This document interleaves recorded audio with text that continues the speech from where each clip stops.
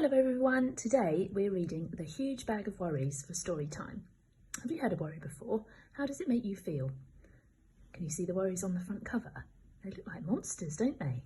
This story is written by the author Virginia Ironside and the illustrations, the drawings are by Frank Rogers. Let's see what happens.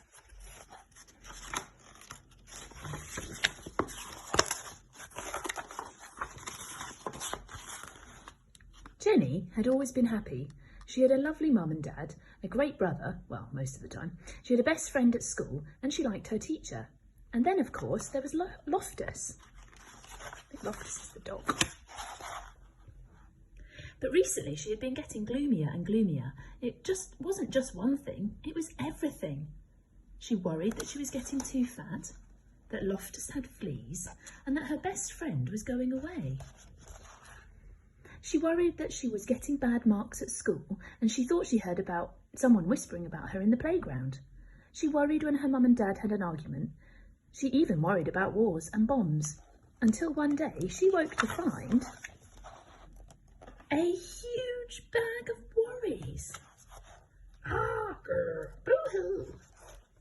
The bag followed her everywhere, to school, to swimming, to the toilet, and it stuck by her even while she was watching TV. She tried ignoring it, but it didn't work. She tried throwing it away, but it always came back.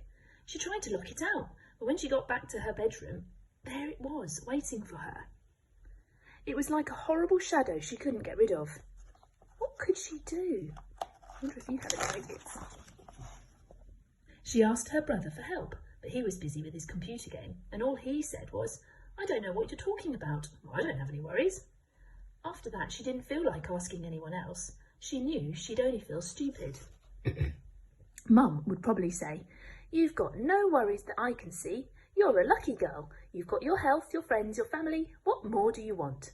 So she decided not to tell her. Dad might know what to do, but then she thought again. No, Dad had enough worries of his own. She couldn't ask him. Every day things got worse. The bag got bigger and bigger and bigger. She couldn't sleep because it kept tossing and turning beside her all night. To make matters worse, the bag dragged around her feet so much that when she was walking to school, that she was late and that her teacher was cross. Jenny couldn't tell what had happened, and anyway, she knew what she would say. "You've got too many worries. In future, leave that bag at home." When Jenny told her best friend about the bag, she suggested that Jenny lock it up in a cupboard and tried not to think about it. "That's what I do," she said. But it just didn't work. What's happened? The bag's burst out. Even Loftus couldn't help. He tried his best and barked like mad, but the bag stood its ground. One morning, Jenny woke up, got dressed and walked down the road. She'd had enough. The tears started rolling down her cheeks. She sat on a garden wall and put her head in her hands. She thought she'd have to live with the bag forever. Poor Jenny. Then she heard a voice, and looking up, she saw the kindly face of the old lady who lived next door. "Goodness," said the old lady, "what on earth is that huge bag of worries?" Through her tears, Jenny explained how it had followed her for weeks and got bigger and bigger and just wouldn't go away. "Now, let's just open it up and see what's inside," said the old lady. But Jenny said she couldn't. If she opened the bag, the worries might jump out, and who knows what might happen then. "Nonsense," said the old lady firmly. "There's nothing a worry hates more than being seen. If you have any worries, however small, the secret is to let them out slowly, one by one, and show them to someone else. They'll soon go away." Jenny opened the bag. The old lady sorted the worries into groups.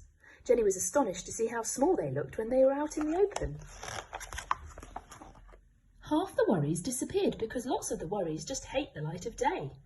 As for the rest, the old lady put some in her shopping bag to deal with herself.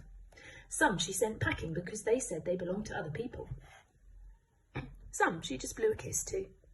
And some she said there were worries that everyone had, even Jenny's family, her friends and her teacher. And as for the bag, wow, where did it go? Meow. She threw it away. How does Jenny feel now? there she is at the end. Well done, everyone.